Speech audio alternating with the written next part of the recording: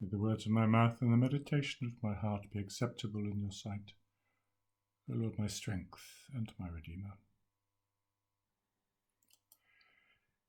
You've often heard me say, tell the story. Just tell the story. That's what they need to hear. And today's Gospel passage is a case in point. The King enters Jerusalem. That's the story. And that's the end of it. There's no doubt that's precisely what Jesus wanted the crowd to understand. The prophet Zechariah had taught them that their king would come to them riding on a donkey. And Malachi had stipulated that the king's journey would start on the top of the Mount of Olives. The whole spectacle was designed to impress, not to impress the Romans, who, as far as we can tell, were oblivious of it. It's certainly not mentioned at his trial later in the week. Not to impress the Romans, but the Jewish people themselves. It wasn't actually a protest against Roman rule so much. The Romans happened to be there at the time, but before that it had been the Assyrians, the Babylonians, and the Persians and the Greeks. And so it will continue right up to the British, and will avoid any political controversy by stopping there in 1948.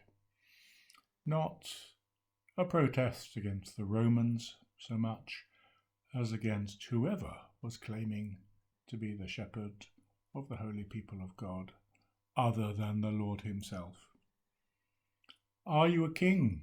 Pilate asked him later that week.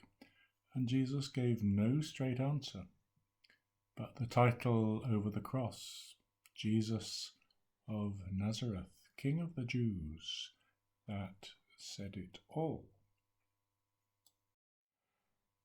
And was his demonstration with the donkey a success? Did it persuade the people? Did they swear deathless loyalty to him? Was this a last-ditch attempt to rally them so that instead of a crucifixion there could have been a coronation, followed by a revolt and the Romans driven out, the kingdom of David restored? Well, from the story it doesn't look that way. On his way to Jerusalem he told his friends he was going to his death. That was the plan. In Gethsemane there seemed a glimmer of some other possibility. If it be your will that this cup should pass from me, but no, your will be done. He didn't do anything to resist death. So, all in all, we have to conclude his Palm Sunday venture was a failure, doomed from the start. Well, before we finally conclude that, let's hear another story. It's from the life of King Hussein of Jordan, and I'll read it to you as it stands. One night in the early 1980s, King Hussein of Jordan was informed by his security police that a group of about 75 Jordanian army officers were at that very moment meeting in a nearby barracks, plotting a military overthrow of his kingdom. Excuse me. The security officers requested permission to surround the barracks and arrest the plotter. After a sombre pause, the king refused and said, "Bring me a small helicopter." A helicopter was brought. The king climbed in with the pilot and himself flew to the barracks and landed on the flat roof.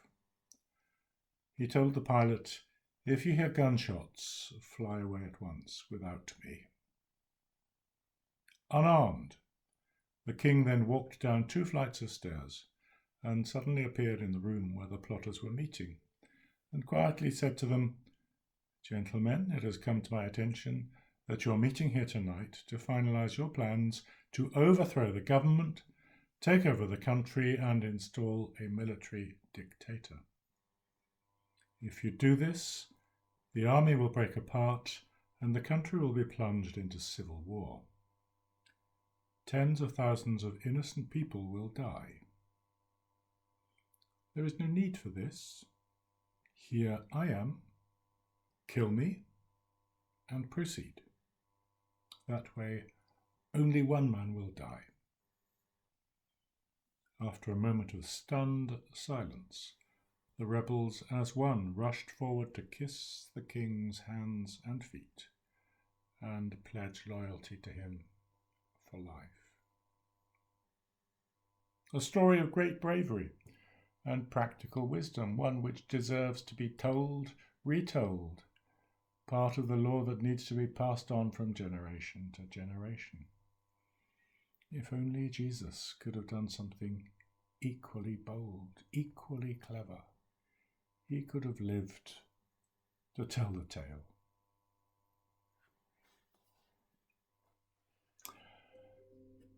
But loyalty, kissing of hands and feet, there it is in his disciples in the week after his resurrection. There it is, spreading through the Mediterranean world with Peter and Paul. Out to Asia, into Africa. Trace its spread to the Americas, the Antipodes, the round world's imagined corners. Now we rejoice to name him King, now in 2021. Not his teaching, not his happy life walking around Galilee with his friends, not his healing, his gentle words of kindness, but his handing over of himself to brutality, humiliation and death. That's what did it. That is why we're here today. The entry into Jerusalem was the necessary first act. Without the death and what came next, it would all have petered out. It would have been forgotten within a couple of days. Never was love, dear King, never was grief like thine.